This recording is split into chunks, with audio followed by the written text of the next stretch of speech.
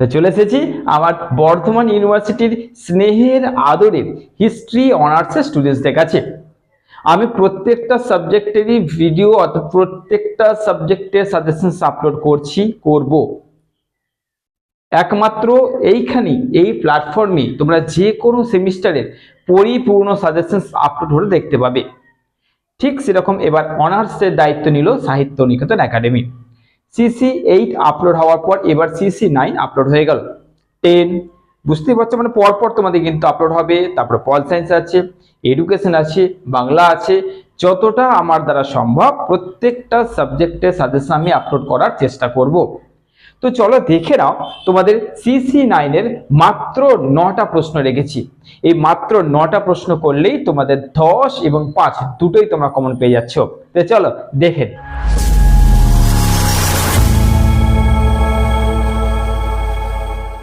শুরু করার আগে আমি তোমাদের একটা কোশ্চেন জিজ্ঞেস করব। আচ্ছা, তোমরা সত্যি করে বলো যে তোমরা এই ভিডিওগুলো জাস্ট দেখে তোমরা পেরিয়ে যাচ্ছ, না তোমরা তোমাদের মতন সিনসিয়ার শিক্ষিত আদরের ছাত্রছাত্রীদের কাছে তোমরা এটা শেয়ার করছো? অনার্সের সাজেশনস ইউটিউবে বহু স্টুডেন্টস বাধ্য হয়ে সার্চ করে, কিন্তু তারা পায় না। এবং যদি তোমরা এটা শেয়ার না করো, সঠিক টাইমে তাদের কাছে ভিডিওর লিঙ্ক অর্থাৎ ভিডিওর নোটিফিকেশনটা পৌঁছাবে না, যার জন্য যখন পরীক্ষা চলে আসবে তখন এই লিঙ্ক তাদের কাছে যাবে, হ্যাঁ, নোটিফিকেশন যাবে, তখন দেখেও কিন্তু কিছু লাভ হবে না। একটাই প্রশ্ন, তোমরা শেয়ার করছো না জাস্ট নিজেরাই দেখে তোমরা কিন্তু পেরিয়ে যাচ্ছ? যদি মনে হয় কমেন্টে জানাবে। চলো শুরু করছি আমার আদরের ছাত্রছাত্রীদের CC9 এর প্রথম প্রশ্ন কি না, ইস্ট ইন্ডিয়া কোম্পানিকে দেওয়ানি প্রদানের গুরুত্ব আলোচনা করো।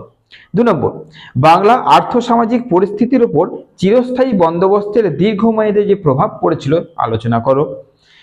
আধুনিক অগ্রদূত হিসেবে রাজা রামমোহন রায় বা নারীদের উন্নতিতে অর্থাৎ নারীদের শিক্ষা বলো, নারীদের সামাজিক অধিকার বলো, যে কোনো দিক থেকে বিদ্যাসাগরের ভূমিকা, অর্থাৎ রাজা রামমোহন রায় আর বিদ্যাসাগর এই দুটোর মধ্যে আসছে, এটা কনফার্ম আসবেই। এরপরে নেক্সট, সাঁওতাল বিদ্রোহের কারণ, 1857 সালের বিদ্রোহ আর পলাশী যুদ্ধ। এই যে 3টে কোশ্চেন্সকে রেখেছি আমি, কেন এইভাবে রেখেছি? সাঁওতাল বিদ্রোহ, 1857 মানে মহাবিদ্রোহ, আর তোমাদের পলাশীর যুদ্ধ। পলাশীর যুদ্ধ যদি অতটা ইম্পর্টেন্ট নাও হয়, এই যে দুটো তোমাদের সাঁওতাল বিদ্রোহ 1857 মোস্ট ইম্পর্টেন্ট। এমনকি এই যে কোশ্চেন্স থেকে যে 3টে তোমাদের মনে হচ্ছে, এখান থেকে 2টো আসার চান্স প্রচুর রয়েছে। ওকে, নেক্সট, 1813 এর চার্টার আইন ভারত ইতিহাসের কি পরিবর্তন এনেছে, অর্থাৎ চার্টার অ্যাক্ট যেটা আছে সেইটা। তারপরে সম্পদের নির্গমন বলতে কি বোঝায়, কে এই তত্ত্বটি প্রথম তোমাদের অধ্যয়ন করেছিল? ওকে, নেক্সট, মীর কাসিম ও ব্রিটিশ ইস্ট ইন্ডিয়া কোম্পানির মধ্যে বিরোধের যে কারণগুলি সেগুলো আলোচনা করো, মানে ওদের মধ্যে যে দ্বন্দ্ব হয়েছিল আর কি। নেক্সট কোশ্চেন, রায়তওয়ারি ও মলওয়ারি ব্যবস্থার মূল বৈশিষ্ট্যগুলি আলোচনা করো। এবং শেষ 9 নম্বর প্রশ্ন কি না, 19 শতকের বাংলার নবজাগরণের বৈশিষ্ট্যগুলি আলোচনা করো। তো এই যে কোশ্চেন্সগুলো তোমাদের বললাম, CC9 এর মাত্র এই কটা কোশ্চেন যদি করে নিতে পারছো, CC9 এ তোমাদের সাপ্লি আসছে না, সাপ্লি আসার কোনো চান্স নেই। 2 নম্বর, প্লিজ অনুরোধ করছি ভিডিওগুলো শেয়ার করো।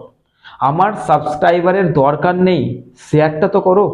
আজকে এই ভিডিও তুমি দেখছো, তোমার কাছে পৌঁছেছে, তুমি একটু হলেও তো শান্তি পেলে যে চলো CC9 এর আমি মানে সাজেশনস পেয়ে গেলাম।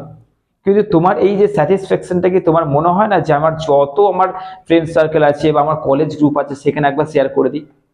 শেয়ার করতে পয়সাও লাগছে না, সময় লাগছে না, আরামসে টুক করে শেয়ারটা করে দাও।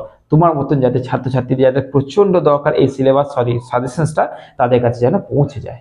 ওকে, তাদের জন্য শেয়ার করো, আমার জন্য নয়। চলো ভালো থেকো, সুস্থ থেকো, যুক্ত থেকো। এরপরে আসছে CC9। চলো।